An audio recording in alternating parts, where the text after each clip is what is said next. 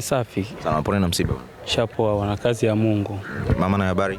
Salama, za kwako? Salama, tupone na msiba. Namshukuru Mwenyezi Mungu. Sawa, nataka kujua tu kidogo kwanza nafasi yako wewe kwa marehemu ni ipi haswa, na mlikuwa mnashare vitu gani labda hivi na tangu mlivyojuana mpaka mauti wake? Mimi kwa majina naitwa Ali Makame, ni mjumbe wa halmashauri ya wilaya ya Kinondoni ya CCM.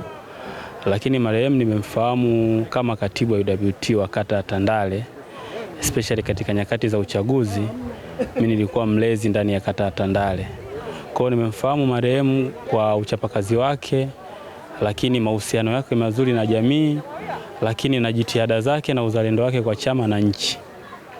Hivyo ndio ambavyo nimemfahamu marehemu kwa ufupi. Mamangu pia?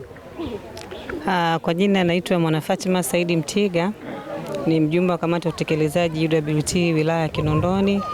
Marehemu alikuwa ni mjumbe wangu, ikiwa mimi kama kiongozi wake, na alikuwa ni katibu mzuri tu.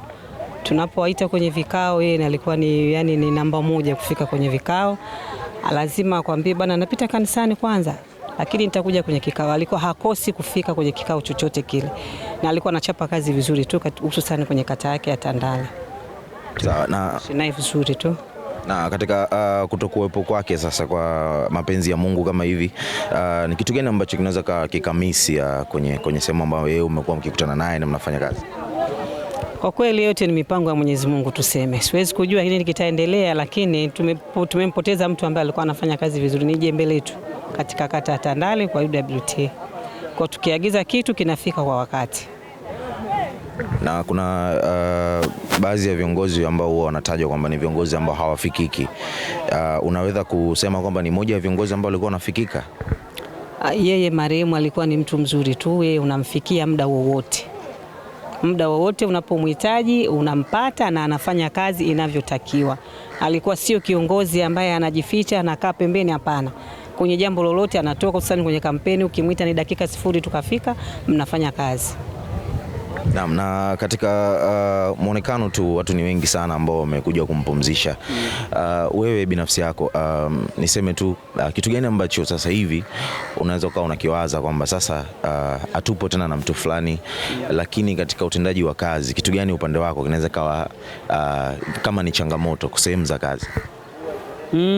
Of course, kama alivyozungumza kiongozi mwenzangu hapa, kila mwanadamu ana nafasi yake.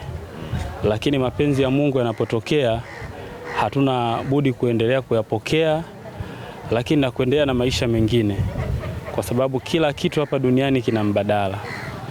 Kwa sisi tunamwombea mwenzetu safari njema huko anakoelekea, lakini na sisi ambao tumebaki, njia yetu ni moja. Kwa lugha nyepesi tunasema Bwana ametoa na Bwana ametoa, jina lake lihimidiwe.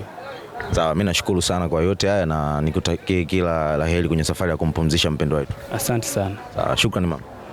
Asante, tunashukuru. Natakia na nyinyi kazi njema.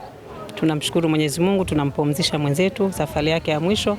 Mwenyezi Mungu amrehemu.